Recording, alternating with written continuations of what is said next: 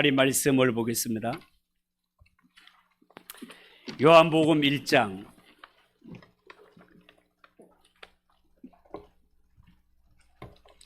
35절에서 39절입니다.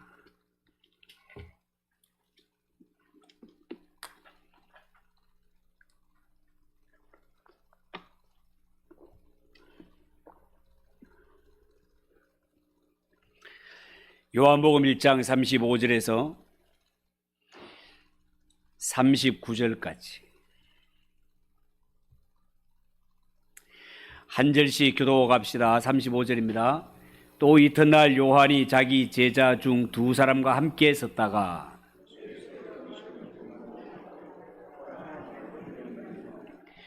두 제자가 그의 말을 듣고 예수를 따르거늘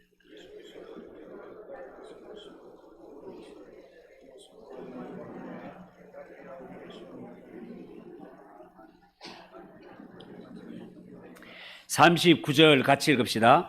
예수께서 이르시되 와서 보라. 그러므로 그들이 가서 계신 데를 보고 그날 함께 거하니 때가 10시쯤 되었더라. 아멘. 자, 오늘은 예수님의 제자 가운데 요한에 대하여서 말씀을 드리려고 합니다.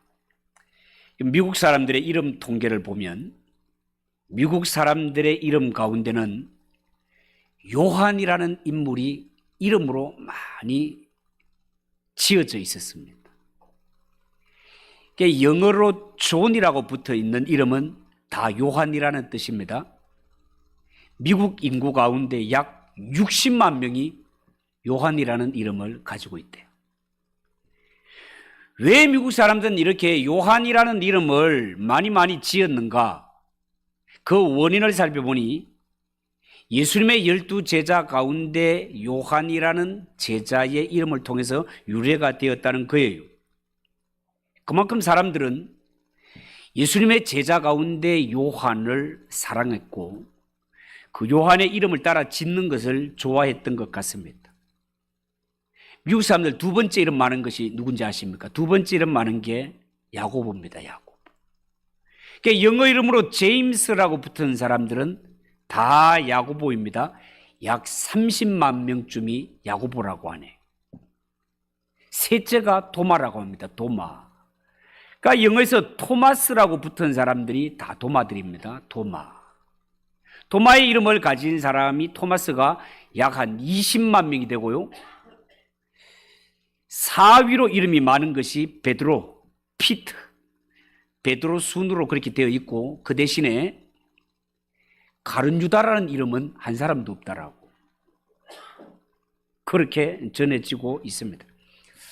자, 오늘은 미국에서 그 이름이 첫 번째로 자리매김을 한 예수님의 제자 가운데 서열 3위에 속하는 바로 그 요한에 대해서 말씀을 드리도록 하겠습니다. 여러분 이미 말씀을 드렸지만 예수님의 사역을 보면 예수님의 사역 중에 아주 중요한 일이 있을 때마다 예수님은 12제자 가운데 딱 3사람만 데리고, 그러니까 베드로, 야고보, 요한, 이렇게 3명만 데리고 가신 적이 3번 나옵니다.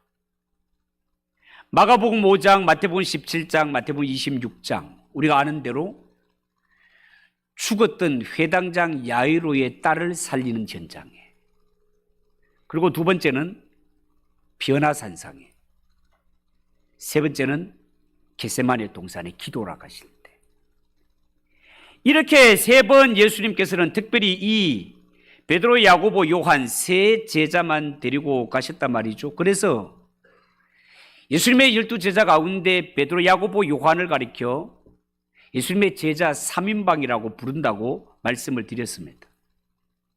왜 이 세 사람을 그렇게 예수님의 제자 3인방이라고 부른가 하면 그것은 이들이 3년 동안 예수님과 함께 지낼 때 가장 가까운 거리에서 예수님을 섬겼기 때문에 그렇게 별명이 붙은 것입니다.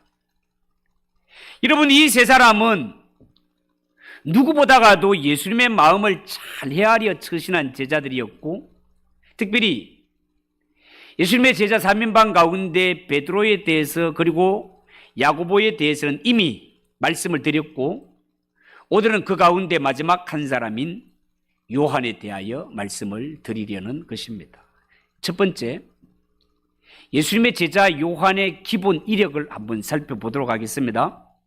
마태복음 4장 21절에 거기서 더 가시다가 다른 두 형제 곧 세베대의 아들 야고보와 그의 형제 요한이 그의 아버지 세베대와 함께 배에서 거물 깁는 것을 보시고 부르셨다. 자, 이 내용이 나옵니다. 여기에 보면 세베대의 아들 야고보와 그의 형제 요한이라는 말이 나옵니다. 그러니까 이 요한은요, 아버지가 세베대였고 그의 동생으로, 그의 형으로 야고보가 있는 것을 볼 수 있습니다. 요한이 살았던 주소는요, 갈릴리 서북쪽 가버나움 근처에 있는 베세다라는 동네가 되겠습니다. 이 베세다, 가버나움, 이 동네는 이미 말씀을 드린 대로 예수님이 공생에 들어가셔서 활동을 하실 때 특별히 예수님께서 자주 찾으시며 이적을 많이 행하셨던 동네이기도 합니다. 그런데 이 동네에 살던 사람들의 마음이 완악해서 그렇게 예수님께서 많은 기적을 행하셨지만 그들은 예수를 믿지 않았습니다. 그래서 예수님께서는 화 있을지로다라고 책망하셨던 곳이기도 합니다. 그리고 지도를 놓고 보면 이 베세다, 가버나움, 베세다는요, 그 유명한 오병이어 보리떡 5개와 물고기 2마리로 5,000명을 먹인 광야가 있는 곳이기도 합니다. 이곳에 가면 지금 바로 이 오병이어 교회가 서서 기념하고 있는 것을 보게 될 것입니다. 그리고 요한은 그 형 야고보와 더불어서 당시에 학력을 볼 것 같으면 당시에 랍비로부터 교육을 받은 그런 흔적은 전혀 보이지 않고요. 다만 유대인들이라면 거의 모두가 받는 기본 교육인 회당 교육 정도만 받은 것으로 그렇게 짐작할 수 있겠습니다. 가족관계는 말씀드린 대로 아버지 이름은 세베대.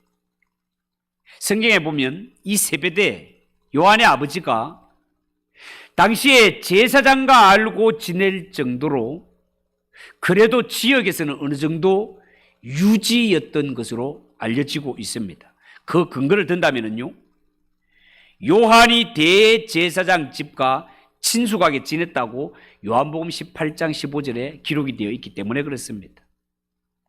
그러니까 여기에 가버나움, 베세다 같으면 이스라엘 지도를 놓고 보면 저 북부 갈릴리 근처 시골이고 촌인데도 불구하고 당시에 예루살렘에 거하는 권세자인 제사장의 집안과 알고 지낼 정도라면 아마 이 세베대의 집은 일반 서민의 수준을 그래도 좀 넘어선 그러한 가문이었다라고 봐도 좋을 것 같습니다. 성경은 그의 어머니를 가리켜서 살로메라고 했고, 이 살로메에 대해서는 야고보를 이야기할 때 자세하게 말씀을 드린 적이 있습니다. 아시는 대로 이 야고보와 요한의 어머니 살로메는 아들의 청을 받고 예수님을 찾아가서 당신의 나라를 세우실 때 우리 아들 둘, 이 야고보와 요한을 하나는 주님의 오른편에 하나는 주님의 왼편에 그렇게 세워달라고 치맛바람을 일으킨 여자로 유명한 여자이기도 합니다. 그렇지만 이 살로메는 얼마 가지 않아서 이 신령한 세계를 깨닫고 난 후에 예수님 위한 일에 믿음의 봉사를 많이 한 여인으로 성경에 소개가 되고 있습니다. 그리고 그의 형은 예수님의 제자 서열 2위에 속하는 야고보지요. 이 야고보, 이 야고보 역시 세베대의 아들 야고보에 대해서 말씀을 드릴 때 세베대의 아들 야고보, 알페오의 아들 야고보, 분명히 이름 같지만 다른 사람임에 대해서 알페오의 아들 야고보는 누구인지에 대해서도 말씀을 드렸고 세베대의 아들 야고보는 어떤 사람인지에 대해서도 말씀을 드렸습니다. 이 야고보와 요한의 집안은 경제적인 면에 있어서는 집안 대대로 고기를 잡는 어부였다는 것을 알 수 있고요. 그리고 성경에 나오는 것을 바탕으로 추정해 보면 당시에 이 세베대의 집은 이미 큰 배를 소유해서 고기를 잡을 때 삭군을 고용해서 고기를 잡을 정도였으니 이 세베대의 집은 당시에 어느 정도 부유한 집이었다라고 볼 수 있겠습니다. 마가복음 1장 19절에 보면 이런 말씀이 있어요. 조금 더 가시다가 세베대의 아들 야고보와 그의 형제 요한을 보시니 그들도 배에 있어 그물을 깁는데 곧 부르시니 그 아버지 세베대를 품꾼들과 함께 배에 버려두고 예수를 따르니라. 그렇게 말했습니다. 그 야고보의 집, 요한의 집, 세베대의 집이 어떤 집이었는가를 대충 보여주는 대목이라 하겠습니다. 자, 두 번째. 그러면 이 요한이 예수님을 첫 만났을 때, 첫 번째 만났을 때 그 순간의 모습이 어떠했을까? 요한복음 1장 35절에 또 이튿날 요한이 자기 제자 중 두 사람과 함께 섰다가 예수께서 건의심을 보고 말하되 보라 하나님의 어린 양이로다. 두 제자가 그의 말을 듣고 예수님을 따랐다. 자, 오늘 본문에 그렇게 말하고 있습니다. 여러분, 오늘 배우는 이 요한은 일찍부터 메시아에 대한 소망을 품고 살았고, 그리고 예수님보다 먼저 6개월 먼저 등장한 세례 요한의 문화에 들어가서 제자 생활을 했던 자였습니다. 당시에 세례 요한의 문화에 들어가서 제자 생활을 했다는 것은 요한은 그만큼 진리 탐구에 있어서 열심히 있었던 자였다라는 것을 추측할 수 있겠습니다. 자, 그런데 어느 날 요한의 스승인 세례 요한이 당시에 세례를 받기 위해 요단 강가에 오시는 예수님을 보고 보라! 세상 죄를 지고 가는 하나님의 어린 양이로다 라는 말을 듣게 됩니다. 여기에 세례 요한의 이 말을 듣게 된 두 제자, 이 두 제자는 바로 예수님의 제자인 안드레와 요한을 두고 하는 말이 되겠습니다. 당시에 자기 스승 세례 요한이 예수님을 두고 세상 죄를 지고 가는 하나님의 어린 양이라고 했을 때 이 요한과 안드레는 이 말을 듣자 즉시 예수님께로 달려갔습니다. 두 사람이 예수님 달려가서 예수님을 따르고자 했을 때 예수님께서 그들에게 이렇게 묻습니다. 너희가 무엇을 구하느냐? 너희가 무엇을 구하느냐? 라고 했을 때 예수님의 질문 앞에 이 두 제자는요, 세상적인 어떤 현실 이익에 대해서 말하지 않고 선생님은 어디에 사시는 분이십니까? 선생님은 어디에 사시는 분이십니까? 하고 예수님이 사시는 장소에 대해서 물었습니다. 1장 38절을 보십시오. 예수께서 돌이켜 그 따르는 것을 보시고 물어 이르시되 무엇을 구하느냐? 이르되 랍비여 어디 계시오니까니 랍비는 번역하면 선생이라. 그렇게 말했습니다. 요한의 제자였던, 세례 요한의 제자였던 이 안드레와 요한, 그가 예수님이 하나님이 보내신 메시아, 하나님의 어린 양이라는 것을 알고 그를 따르기 위해 나섰을 때 이들은 예수님께 단순히 무슨 세상적인 것을 얻기 위해 따르는 것이 아니라 자기의 스승인 세례 요한에게 들은 대로 이 예수님이 하나님이 보내신 어린 양이시기에 그분의 제자가 되어 배우고 따르겠다는 것입니다. 그러니까 이 두 사람의 질문 속에는요, 나는 이제부터 예수님의 말씀을 듣고 예수님을 따르겠습니다라는 각오가 들어있는 것을 알 수 있습니다. 이제는 예수님의 지도를 받고 싶다는 거예요. 그 예수님의 지도를 받고 싶어서 어디에 사십니까? 선생님 계시는 곳이 어디입니까? 이렇게 묻고 나서는 것입니다. 그러면서 1장 39절을 보십시오. 1장 39절에 예수께서 이르시되 와서 보라. 와서 보라. 예수님은 아주 간단한 문장으로 대답하셨습니다. 와서 보라. 이 말은 야고보의 동생 요한, 안드레와 요한, 너희가 제자의 길을 가고 싶으면 와서 보고 너의 마음을 정하라, 그런 뜻이 되겠습니다. 따라서 오늘 본문 말씀은 예수님께서 어쩌면 죄인들을 부르시는 구원의 초청장이라 하겠습니다. 그리고 오늘 39절에 보면 그러므로 그들이 가서 계신 데를 보고 그날 함께 거하니 때가 10시쯤 되었더라, 그렇게 말했습니다. 여기서 그들이 가서 계신 데를 보고 라는 말은 이들이 예수님의 말씀에 대한 순종을 표하는 그러한 구절이 되겠습니다.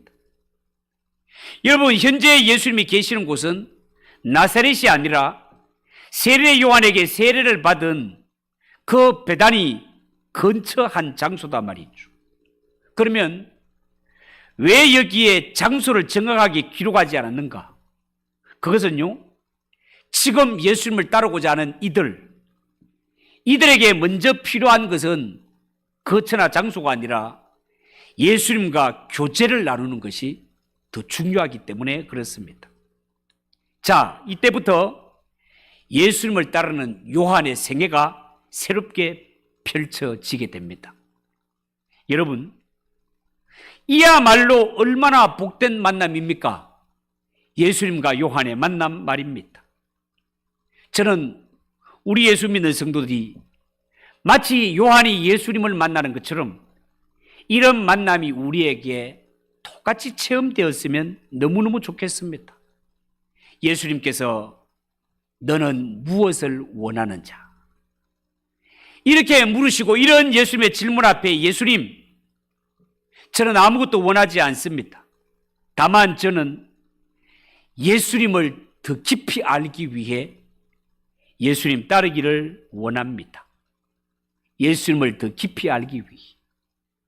여러분, 이 고백이야말로 예수님을 따르는 자라면 반드시 경험해야 되고 반드시 고백할 내용이 아니겠습니까? 마지막으로 요한의 인물 됨됨이와 요한의 성격을 한번 보도록 하겠습니다. 마가복음 3장 16절에 보면 이런 말씀이 있습니다.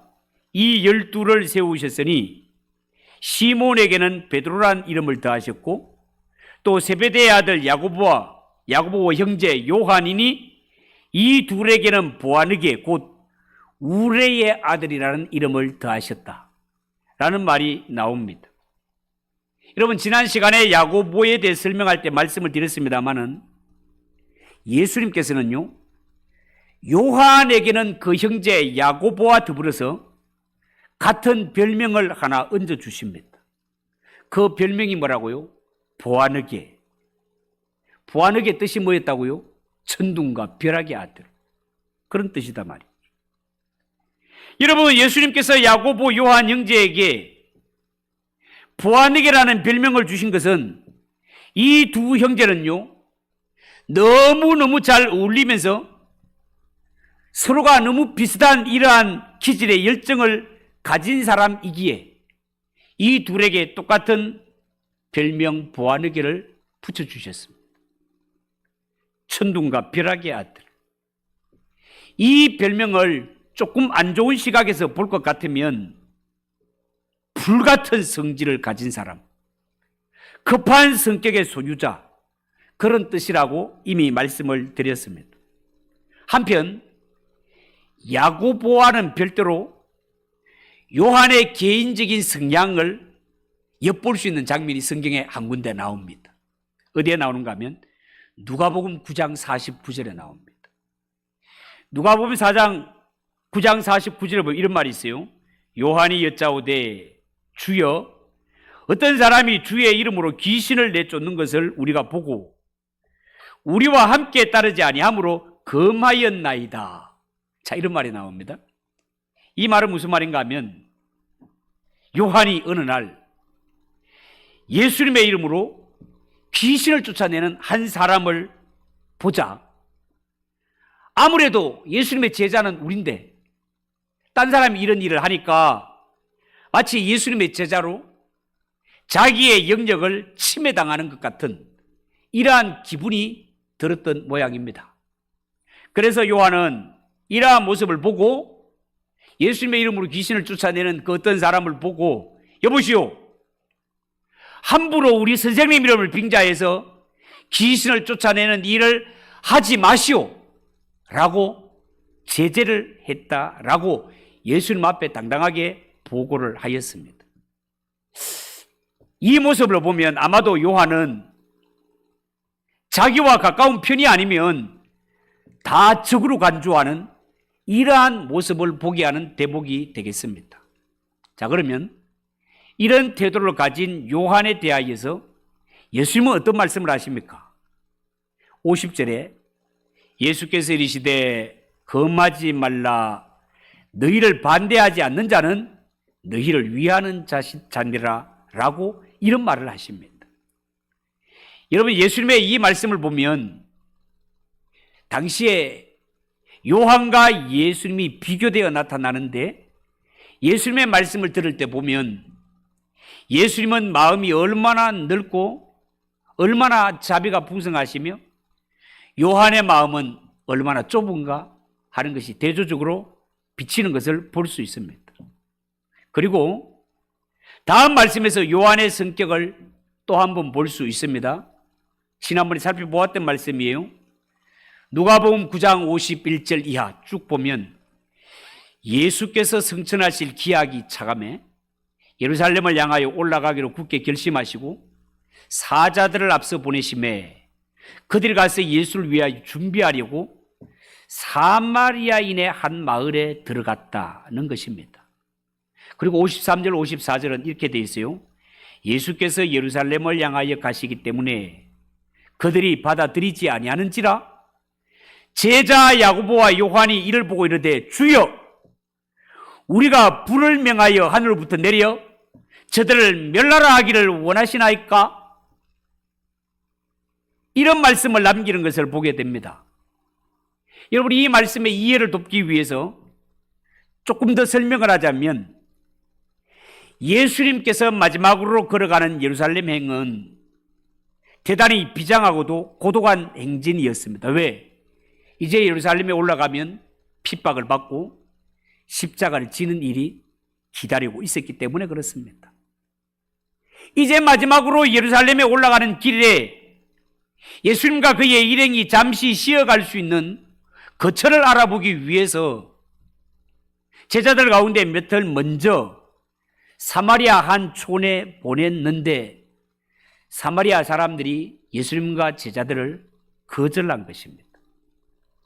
사마리아 사람들이 예수님의 일행을 거절한 것은 이미 수백 년 전부터 내려오는 그 유대인들과 사마리아인들 사이에 내려오는 그 갈등으로 인한 것이 되겠죠.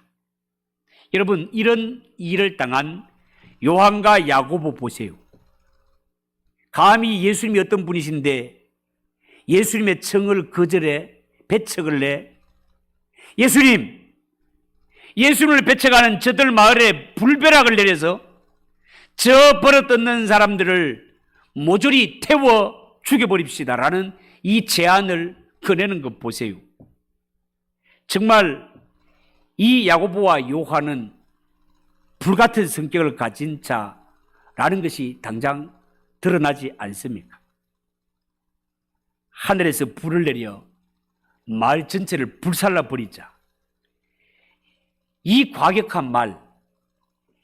과격한 말을 한때를 시기적으로 놓고 보면 이 야고보와 요한이 예수님의 제자로 부름을 받고 거의 3년이 다 되기까지 예수님이 제자를 부르고 공생애를 3년 사시니까 이 말을 할 때는 처음 제자로 부른 때가 아니고 이미 3년 공생애가 끝나갈 무렵 3년이 다 차갈 무렵에 이 불같은 성질을 쏟아내었다 그 말이에요.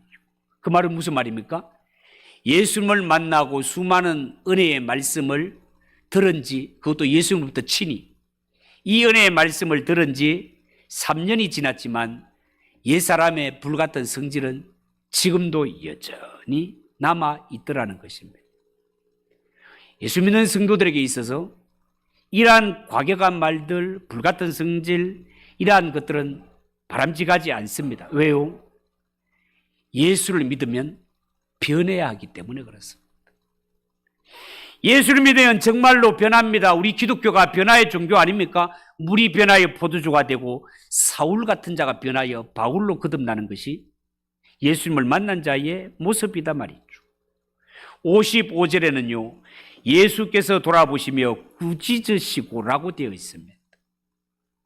다른 사본에 보면 55절 끝에 이런 말이 더해져 있습니다. 가라사대 너희는 무슨 정신으로 말하는지 모르는구나.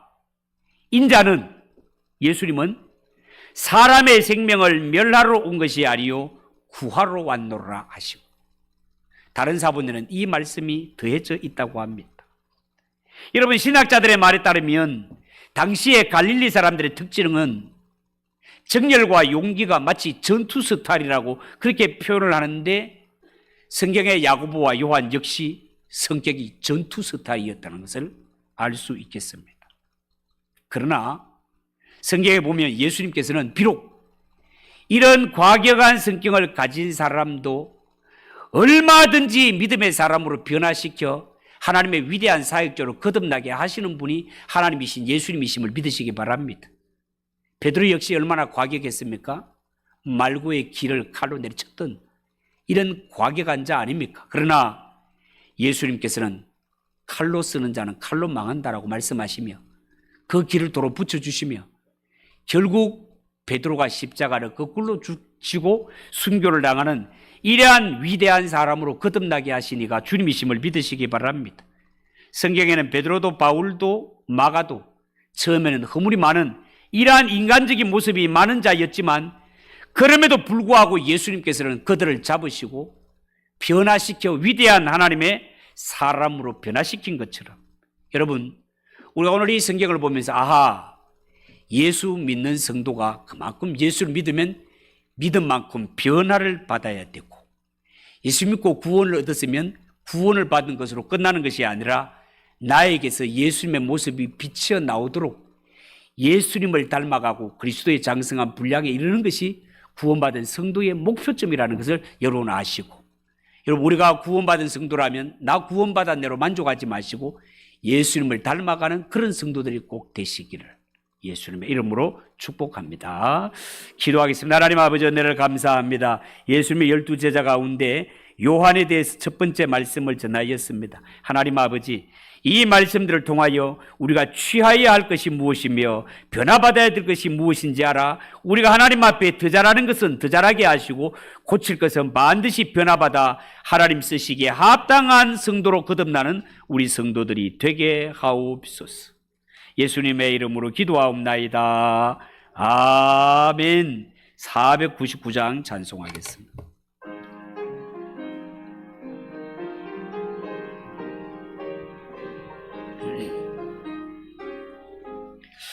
흑암에 사는 백성들을 보라 수많은 심령 멸망하겠네 그 누가 갈까 주의 복음 들고 생명을 구원하는 곳으로 큰 권세 주께 있으니 큰 권세 주께 있으니 너는 가서 주의 복음 전하라 주가 너 항상 지키리라 구원의 문